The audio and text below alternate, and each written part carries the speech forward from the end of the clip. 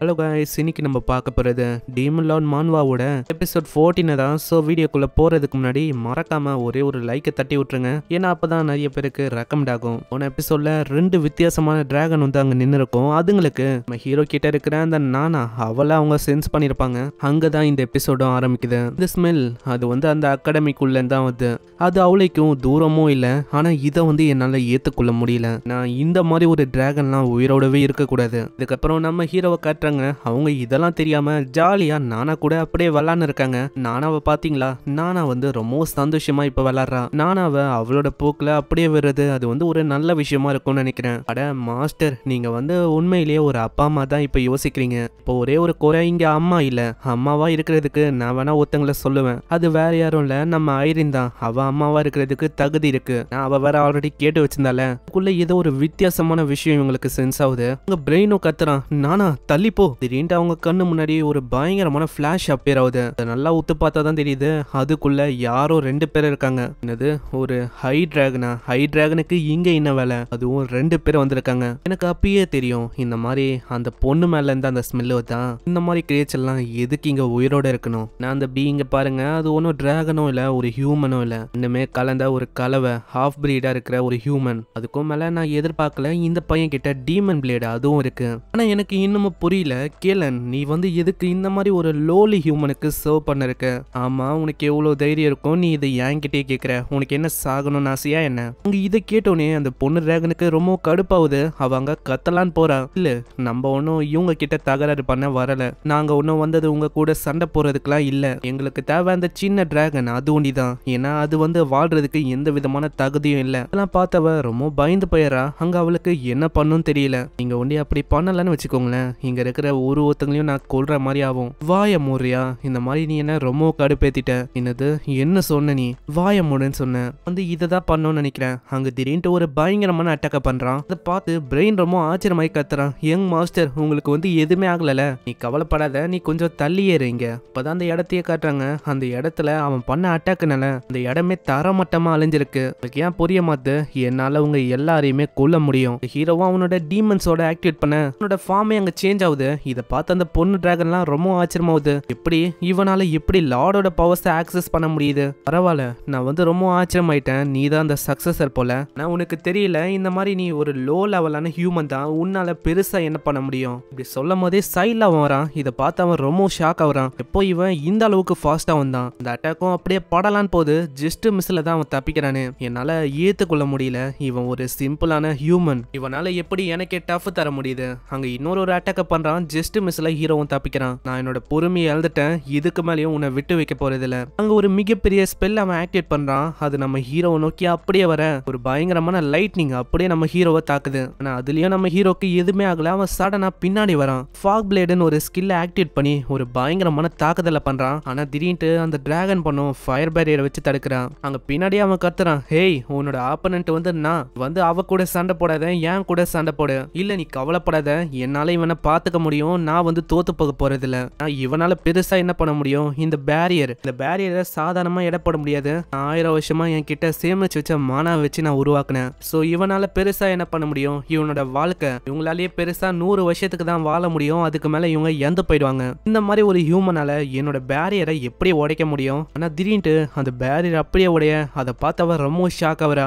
எப்படி இவனால எப்படி அந்த பேரியரை உடைக்க முடிஞ்சது? அவங்க பயங்கர வேகமா வந்து அவனோட செகண்ட் கான்செக்யூட்டிவ் ஸ்ட்ரைக் அந்த அட்டாக் வச்சு அப்படியே துண்டு துண்டாக்குறான். பாக்குற அந்த பையன் டிராகனுக்கு ரொம்ப கடுப்பாகுது. இது வந்து யாருதான் உன்கிட்ட எப்படி இந்த காட் ஆஃப் ஃபாக் இந்த அத்தாரிட்டிக்கான பவர்ஸ் எல்லாம் இருக்கு? அதாங்க நம்ம டார்க் காடோட பவரை பத்தி தான் அவன் பேசுறான். ஏன்னா இம்பாசிபிள், இந்த மாதிரி ஒரு பவரை ஒரு ஹியூமனால எப்படி பொசஸ் பண்ண முடியும்? எனக்கு புரியாத விஷயம் என்னன்னா, நீ உண்மையிலேயே யாருதான்? ஆனா இதுக்கு மேலேயும் நான் வந்து பதில கொடுக்க போதில்ல. இன்னும் அழிக்கிறதுக்கு நான் வந்து தயாராயிட்டேன். இதுக்கு மேல நான் வந்து தயங்க போதில்ல. ஒரு ஃபார்மேஷனும் கிரியேட் ஆகுது. அவனோட ரியலான ஃபார்ம் இந்த டிராகன் ஃபார்முக்கு அவன் அப்படியே ரிட்டர்ன் ஆகுறான். இந்த டிராகன் ஃபார்முக்கு வந்து அப்படியே அவன் தாக்குறதுக்கு வருவானா?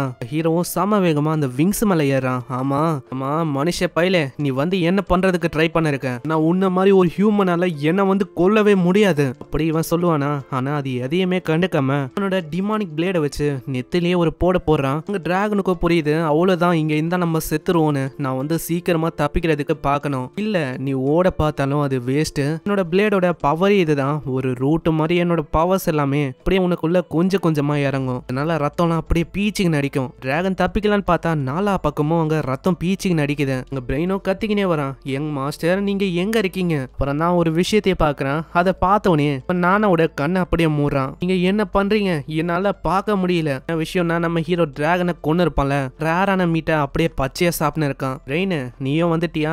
இது டிராகனோட ஒரு ரேரான மீட்டு. ஒண்டி நீ சாப்பிட்டேன்னு வச்சுக்கேன் சும்மா பயங்கர ஸ்ட்ராங்கா மாறிடுவேன். இதை கேட்டவனே நானும் சொல்றான், எனக்கும் அந்த மீட் வந்து வேணும். இல்ல நீ வந்து சாப்பிடக்கூடாது.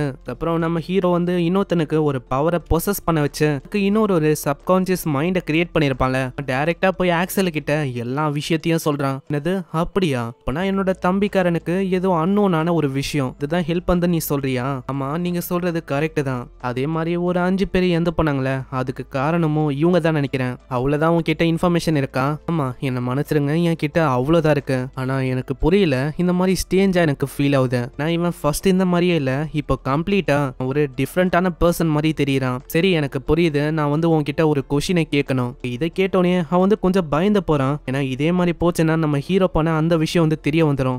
இவருக்கு வந்து என் மேல டவுட் வருதுன்னு நினைக்கிறேன். வந்து சீக்கிரமா ஏதாச்சும் ஒன்று பண்ணணும். அதனால அவன் பழையபடி எப்படியெல்லாம் பண்ணுவானோ அதே மாதிரி அவன் பண்றான். இதனால கொஞ்சம் வந்து அவனுக்கு டவுட் கிளியர் ஆகுது. அதனால அந்த பையன் அங்கிருந்து போக ஆரம்பிச்சிடான். அங்க போகும்போதே சொல்றான், தெரியல இந்த மாதிரி நான் ஜாக்கிரதையா இருக்கணும்னு நினைக்கிறேன். இதே மாதிரி போச்சுன்னா கண்டிப்பா மாஸ்டரோட பிளான்ல ஒரு விஷயம் வந்து ஏற்பட வாய்ப்பு இருக்கு.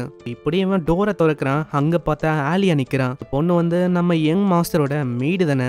பார்த்தோன்னே அவனுக்கு அவளுக்கும் ஏதோ புரியல, இவ வந்து எதுக்கு இங்க வந்திருக்கான்னு. அதுவா நான் தான் இங்க இவளை இன்வைட் பண்ண, இவளோட பேரு ஆலியா தானே. நான் உன்னை இங்க இன்வைட் பண்ணதுக்கு ஒரு முக்கியமான காரணம் இருக்கு. ஏன்னா ஒரு ஃபேவரை நான் உன்கிட்ட கேட்கணும். என்னது ஃபேவரா? அதுவும் என் கிட்டயா? அப்படின்னு இவ அவளோட இமேஜினேஷன்ல முழுங்கி போறா. இதுக்கப்புறம் வேற ஒரு சீனை காட்டுறாங்க. அங்க வந்து ஏகப்பட்ட ஸ்டோன்ஸ் வந்து அப்படி நிக்குது. இதுல ஒரு 2 ஸ்டோன் அது பார்த்தா உடஞ்சு கிடக்குது. இதை பார்த்தோன்னே அவங்களுக்கு வந்து தெரியுது, அதாவது 2 டிராகன் வந்து இறந்து போயிடுச்சுன்னு. எனக்கு இன்னமும் புரியாத விஷயம் என்னன்னா அவங்க வந்து எப்படி மிஸ் ஆனாங்க. மிஸ் ஆயிருக்காங்கன்னா கண்டிப்பா அவங்க இறந்து போயிருக்காங்க. யாருக்கும்னா யாரு என்ன பண்ணா எந்த விதமான ட்ரேஸும் இல்ல. இந்த கிங்டமுக்கு வெளியில தான் இந்த விஷயம் ஏற்பட்டிருக்கு. அந்த இடத்துக்கு போய் பார்த்ததுல எந்த விதமான எவிடன்ஸும் இல்ல. அதாவது சிம்பிளா யாரோ ஒருத்தங்க எல்லாத்தையுமே அழிச்சிருக்காங்க. பண்ணவங்க மோஸ்ட்லி டார்க் எலமெண்ட் பவரை கொண்டவங்களா தான் இருப்பாங்கன்னு நினைக்கிறேன். ஆனா இவங்க 2 பேரை கொல்ற அளவுக்கு பவர்ஃபுல்லா இருக்குதுன்னா அந்த பிரின்சிபல் உண்டிதான். ஆனா இதுலயே என்ன ஒரு வித்தியாசமான விஷயம்னா ஒரு கிட்ட அந்த டார்க் எலமெண்ட் வந்து இல்ல. இன்னொரு பையன் இருக்கான், அவனோட பேரும் புகழும் அகாடமில அப்படி பரவுது. இந்த பையன் டிராகன் கிட்ட இருந்து சர்வே ஆயிருக்கான். ஃப்ரண்ட்லைன்ல ஏகப்பட்ட விஷயங்களை பண்ணிருக்கான். கண்டிப்பா அவனோட கை இருக்க வாய்ப்பு இருக்கு இதுல. அதே மாதிரி மிஸ்டீரியஸா 2 பேரும் இறந்து போனாங்க. நம்மளுக்கு ஐட்டம்ஸ் எல்லாம் சப்ளை பண்ண அந்த கிரிம்சன் அவன் வந்து இறந்து போயிட்டான். கூடவே ஜிக்மேனியும் யாரோ ஒருத்தங்க கொண்டு இருக்காங்க. கண்டிப்பா எல்லா விஷயமும் ஏதோ ஒரு வகையில லிங்க் ஆகுது. எதுக்கும் அந்த பையன் மேல ஒரு கண்ணை வைங்க. அதுக்காக என்னோட கிராண்ட் டாட்டரை அந்த அகாடமிக்கு அனுப்புங்க. அந்த பையன் மேல நம்ம தான் ஒரு கண்ணை வைக்கணும். இப்படி இவங்க சொல்றதோட இங்கேயே இந்த எபிசோட முடியுது. யாரு இந்த கிராண்ட் டாட்டர்? அதுக்கும் மேல யாரு தான் அங்க பேசினா? அங்க ஏகப்பட்ட ஸ்டோன்ஸை நம்ம பார்த்திருப்போம். என்ன டிராகனா இல்ல வித்தியாசமான கிரியேச்சர்ஸா? அது என்னது? இதுக்கு மேல என்ன ஆக போகுது? எல்லாத்தையுமே பாக்குறதுக்கு ரெடியா இருங்க. இதுக்கு மேலதான் ஆக்ஷன் வேற லெவல்ல இருக்கும். மிஸ் பண்ணாம பாக்குறதுக்கு மறக்காம சப்ஸ்கிரைப் பண்ணிக்கோங்க. அதே மாதிரி கீழே ஒரே ஒரு லைக்கை தட்டி விட்டுருங்க. நான் உங்களை இதுக்கப்புறம் வர அந்த எபிசோட்ல சந்திக்கிறேன். தேங்க்யூ ஃபார் வாட்சிங். சேனரா.